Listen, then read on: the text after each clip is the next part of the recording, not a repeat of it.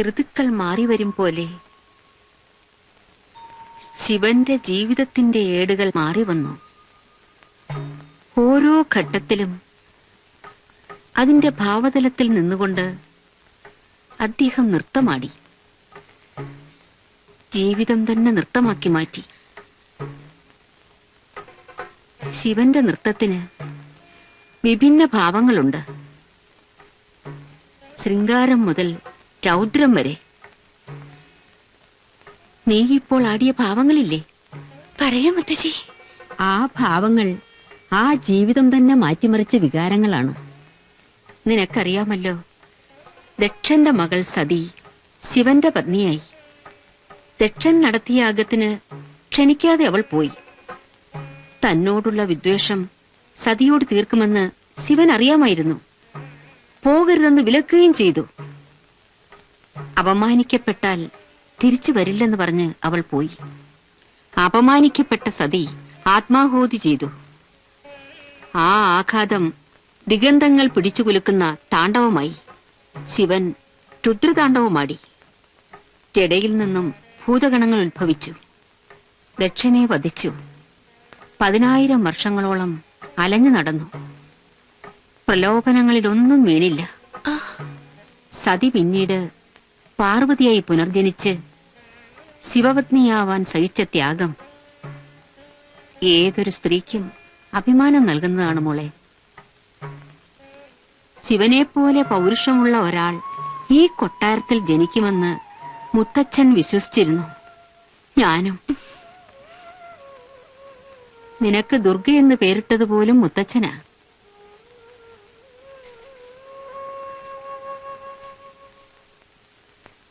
സ്ഥാണു എവിടെ? വന്നില്ല. മകൻ വന്നിട്ടുണ്ട്, ശംഭു.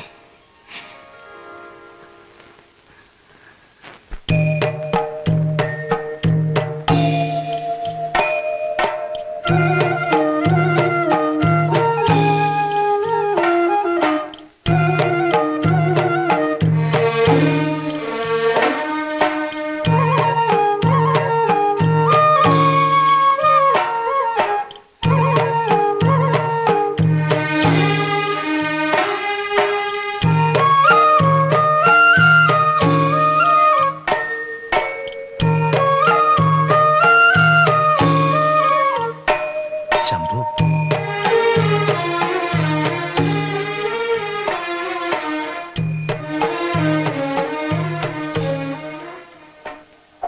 മുത്തശ്ശിയാണ്, അമ്മയുടെ അമ്മ. മോനെ. അല്ല. അല്ലെന്ന് നീ പറഞ്ഞ അല്ലാതാകുമോ? അല്ലാതാകണം. ഭദ്ര, കുടുംബക്ഷേത്രം പുതുക്കി പണിയണം അല്ലേ? അതെന്നെ മനസ്സിലാകുന്നുണ്ട്. ആരുടെയെങ്കിലും വരവൊരുക്കാനാണ് ഭാവമെങ്കിൽ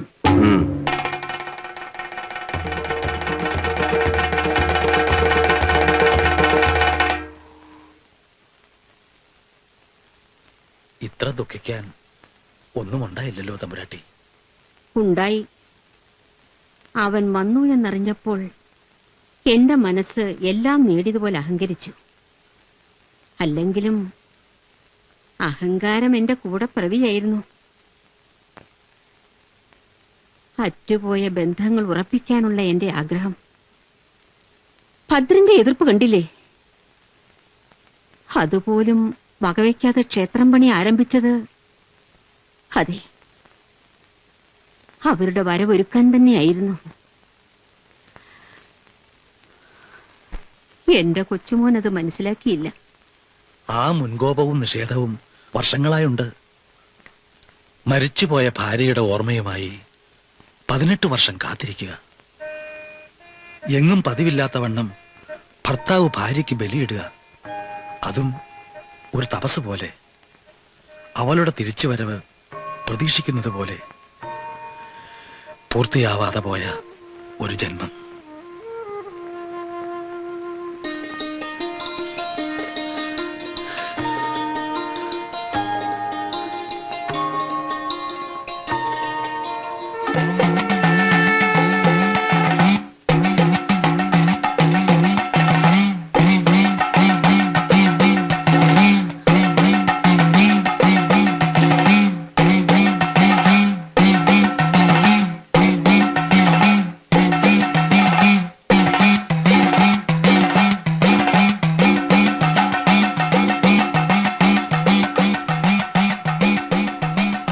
ശിവം ശിവകരം ശാന്തം ശിവാത്മാനം ശിവോത്തമം ശിവമാർഗ പ്രാണേധാരം പ്രണതോസ്മി സദാശിവം.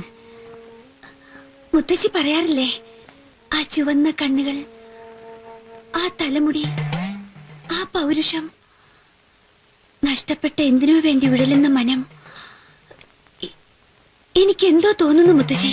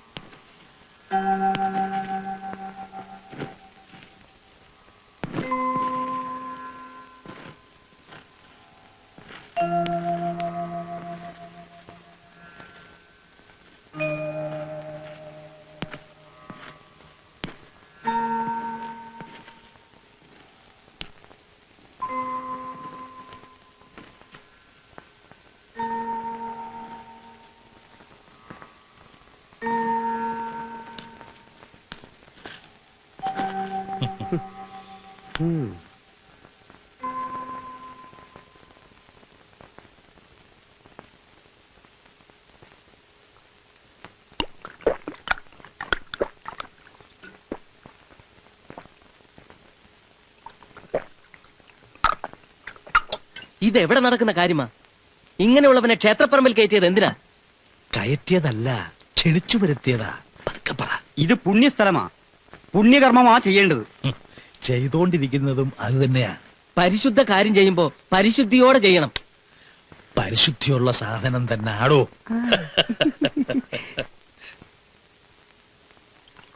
ദാണ്ട കുപ്പിയോടെ വിഴുങ്ങുന്നു.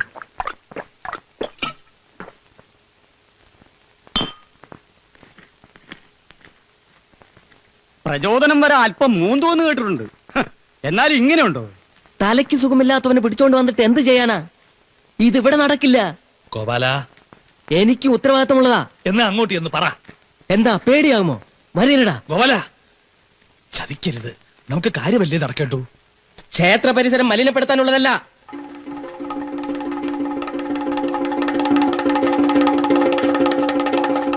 ഗോപാല, ഇവിടെ വെച്ച് മദ്യപിക്കരുത്. കയ്യും കാലും ഉറയ്ക്കാത്തവൻ എങ്ങനെ വിഗ്രഹം കുത്തും?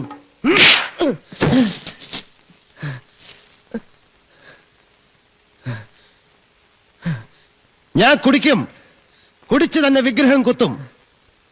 തഞ്ചാവൂർ ക്ഷേത്ര ശില്പങ്ങൾ കണി കണ്ടു ഉണരുന്നവനാ ഞാൻ. ശില്പങ്ങളിൽ തലോടി വന്ന കാറ്റ് സൂക്ഷിച്ചു വളർന്നവനാ. ഒരു കുപ്പി ചാരായത്തിൽ എന്റെ കൈവറയ്ക്കുമോ? ലഹരിയുടെ ഭൂതഗണങ്ങളെ കാവൽ നിർത്തി ശിലകളിൽ രൂപങ്ങൾ ഞാൻ ആവാഹിച്ചു വരുത്തും. ദക്ഷിണേന്ത്യയിലെ ഏറ്റവും പ്രഗത്ഭനായ ശില്പിയുടെ മകനാ. ക്ഷേത്രം പണിയാൻ സ്ഥാനവാസനോ മകനോ വേണമെന്ന് വന്നില്ലേ? എന്തുകൊണ്ട്? ശില്പതന്ത്രം വരപ്രസാദമാ. കൊടുമുടികളെ കൊമ്പുകുത്തിക്കാൻ മനസ്സിന് കഴിയണം. വ്രതശുദ്ധി ഇളക്കാൻ ഒരു സോമരസത്തിനും ആവില്ല.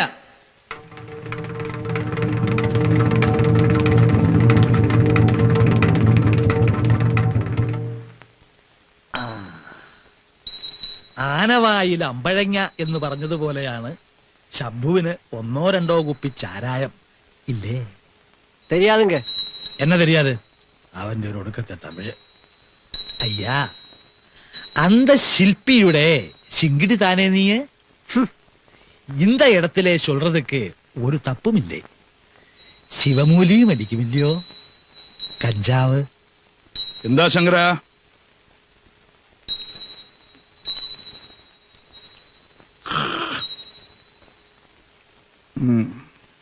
അമ്മ തമ്പുരാട്ടി പുതിയ ജോലി ഏൽപ്പിച്ചോ?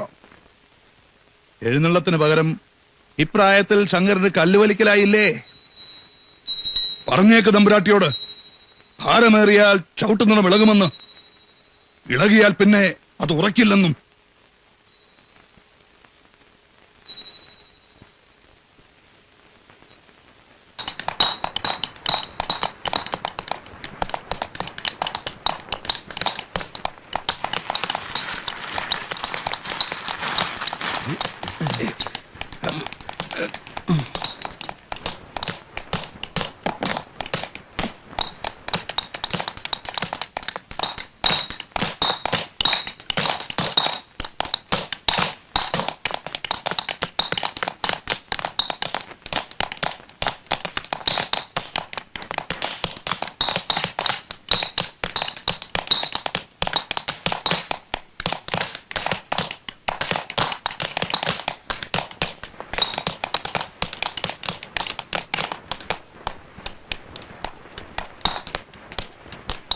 രൂപങ്ങൾ കുത്തിയെടുക്കുകയല്ല, കല്ലിൽ നിന്ന് ആവാഹിച്ചെടുക്കുകയാണ് വേണ്ടത്.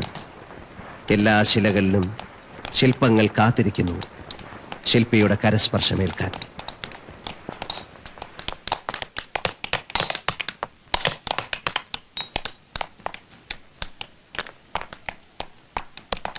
സ്ഥാനങ്ങൾ അർദ്ധഗോളങ്ങൾ പോലെ താമരനൂല് കടക്കാനിടമില്ലാത്ത വിധം ചേർന്നിരിക്കണം. പൊക്കിൽ കൊടിയുടെ മുകളിൽ ഒടിവ് വരണം. വയറിന്റെ അളവ് മുഷ്ടിമിതമാവണം.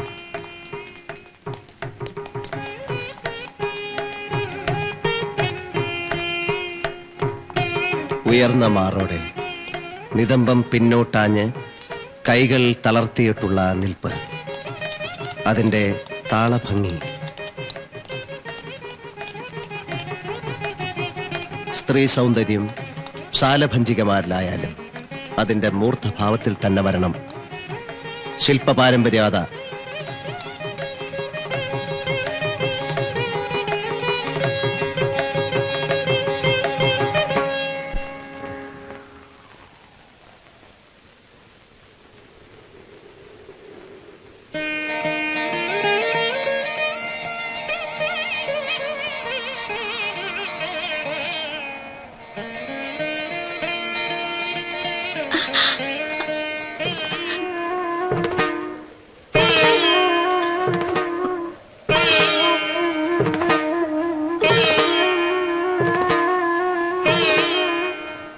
ശില്പശാലയിൽ സ്ത്രീ നിഷിദ്ധയാണ്. സ്ത്രീ സൗന്ദര്യം കൊത്തിവെക്കാം, വരുന്നത് നിഷിദ്ധം. സർപ്പപൂജയ്ക്ക് സർപ്പ സാന്നിധ്യം വേണ്ട. പൂജിക്കാം, കണ്ടുകൂടാ. വിഷസർപ്പങ്ങളെ ഞാൻ പൂജിക്കാറില്ല.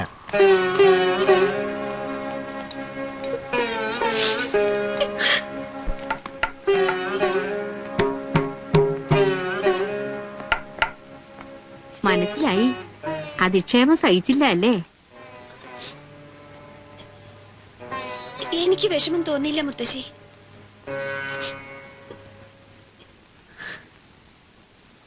ഇടിമുഴക്കം കേൾക്കുമ്പോൾ പൊട്ടിമുളയ്ക്കുന്ന കുമിള് പോലെ പ്രേമം അങ്കുരിച്ചു. വിട്ടുപോയ കണ്ണികളൊന്ന് അടുക്കുന്നത് കാണാൻ എത്ര കാലമായി കാത്തിരിക്കുന്നു. ശംഭു ഇപ്പോഴും നമ്മിൽ നിന്നെല്ലാം വളരെ അകലെയാണ്. കണ്ണികൾ സ്വയം അടുക്കില്ലല്ലോ തമ്പുരാട്ടി. അടുപ്പിക്കണം. മാധവൻ അത് കഴിയണം. തീനെ ആളിക്കത്തിക്കൂ എന്ന് കാറ്റിനോട് പറയണോ?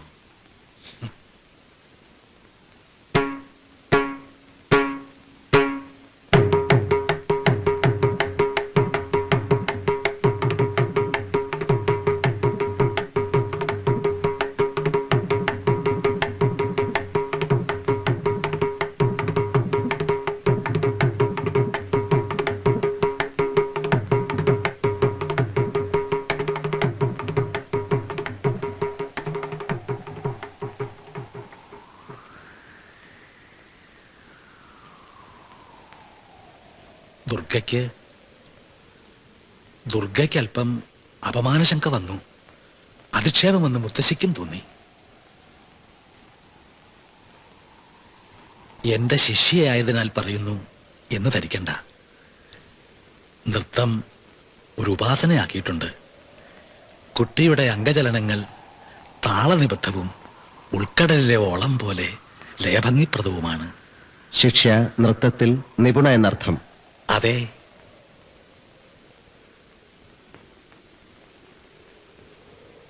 നാട്യശാസ്ത്രമറിയാത്ത ശില്പികളില്ല. നൃത്തത്തിന്റെ ലയഭംഗിയില്ലാത്ത ശില്പങ്ങളുമില്ല. നിർജീവമായ ശിലകളെ കൊണ്ട് നൃത്തം ചെയ്യിക്കുന്നവനാ ശില്പി. ഞാൻ കുത്തുന്ന ശില്പങ്ങളിൽ തുടിക്കുന്ന പ്രപഞ്ചതാളം ശിഷ്യയുടെ ചലനങ്ങളിൽ ഉണരുമോ? അതിന്റെ ഭാവങ്ങൾ മിഴികളിൽ വിരിയുമോ? വിരിയണം. അത് വിരിയിച്ചെടുക്കാൻ ശംഭുവിന് കഴിയും.